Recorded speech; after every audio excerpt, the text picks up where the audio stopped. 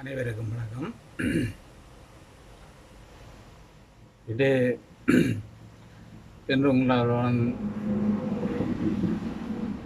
சந்திப்பதில் மிக மகிழ்ச்சி. இந்த தமிழ் மக்களுக்கு ஒதுக்கப்படும் நீதிகள் திருப்பி போவதை பற்றியது என்று படித்தவர்கள்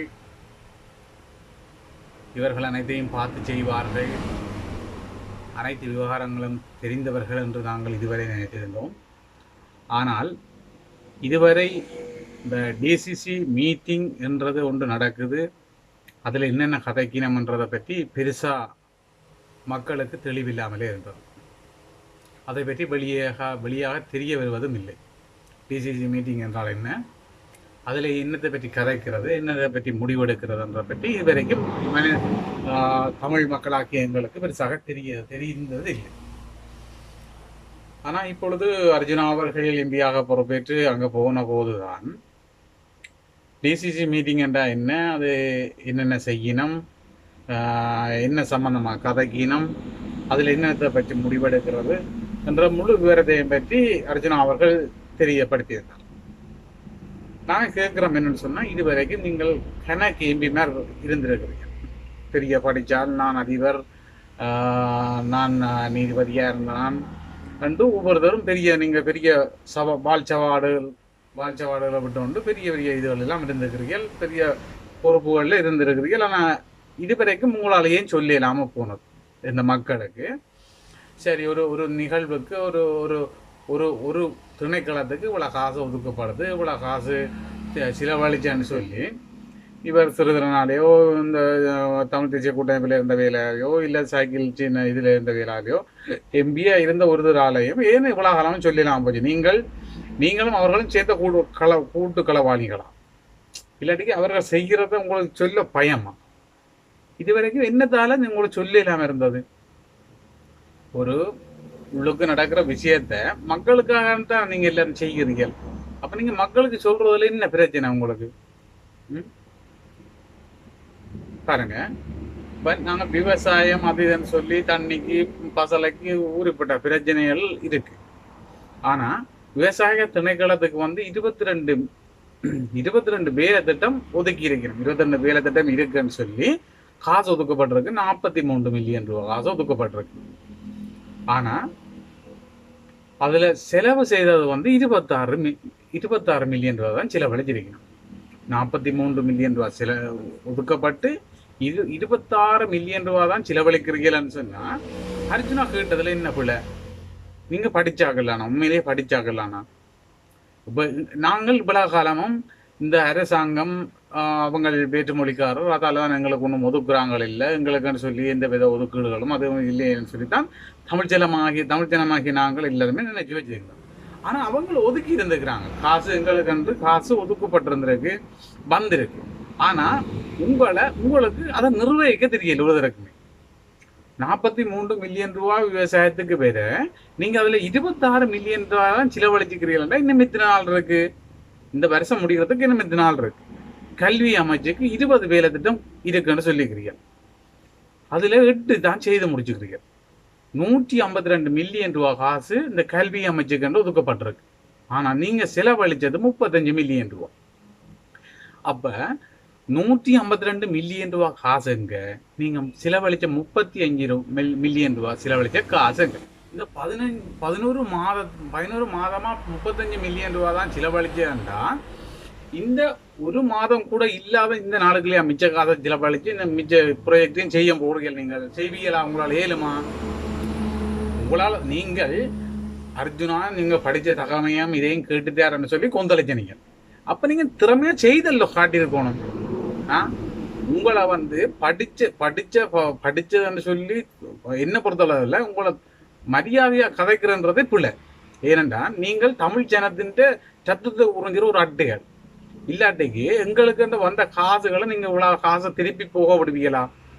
கல்வி அமைச்சு 35 மில்லியன் ரூபா தான் சில லட்சத்துக்கு 152 மில்லியன் ரூபா ஒதுக்கப்பட்டிருக்கு. மகளிர் விவகாரம் அவையில் 52 மில்லியன் ரூபா ஒதுக்கப்பட்டிருக்கு. 18 மில்லியன் ரூபா தான் செலவழிச்சிருக்கிறேன். சுகாதார அமைச்சு 10 வேலை திட்டம் இருக்குன்னு சொல்லியிருக்கிறோம். 120 மில்லியன் ரூபா காசு ஒதுக்கப்பட்டிருக்கு. செலவழிச்சது 40 மில்லியன் ரூபா, செலவழிச்சது 80 மில்லியன் ரூபா, மிச்சம் 40 மில்லியன் ரூபா திரும்பி போகும். அப்போ சுகாதார அமைச்சுக்கு இவ்வளவு வேலை திட்டங்கள் இவ்வளவு விஷயங்கள் தேவைப்படுதான்னு சொல்லி நீங்கள் சொல்கிறீங்க. ஆனால் இந்த காசுகளை நீங்கள் வந்த காசையே திருப்பி அனுப்புகிற அளவுக்கு இருக்கிறீர்கள். உங்களால் ஏழாட்டிக்கு நீங்கள் பக்கம் கையை உயர்த்திடணும். எங்களால் ஏழாம இருக்கு, இதுக்கு செய்யக்கூடிய ஒரு ஆள் வந்து செய்யுங்கன்னு சொல்லணும். அதை விட்டுட்டு இந்த ஒரே இடத்துல இருந்தோண்டு இந்த சீட்டை சீட்டை தேய்க்கிறதும் மாதம் மீட்டிங்கள் அர்ஜுனா சொன்ன மாதிரி படதுன்றது தான் உங்களோட வேலையா இருக்கு வழிய. ஆனால் நீங்கள் செய்கிற மாதிரி தெரியல. மற்ற சுற்றுலாத்துறைக்கு வந்து 65 மில்லியன் ரூபா ஒதுக்கப்பட்டிருக்கு. 65 எல்லா திணைக்களத்திலும் இந்த சுற்றுலாத்துறை மாதிரி ஒரு பாருங்க, ஒரு சோம்பரி சுற்றுலாத்துறை மாதிரி ஒன்றும் இல்லை. 65 மில்லியன் ரூபா ஒதுக்கப்பட்டிருக்கு. ஆனால் 9.7 மில்லியன் ரூபா தான் செலவழிச்சுக்கிறாங்க. 10 மில்லியன் கூட இல்லை. 65 மில்லியன் ரூபா எங்கே இருக்கு? இந்த 9 மில்லியன் ரூபா இங்கே இருக்கு. 9.7 இந்த மில்லியன் ரூபா காசை தான் இவங்க செலவழிச்சுக்கிறாங்க.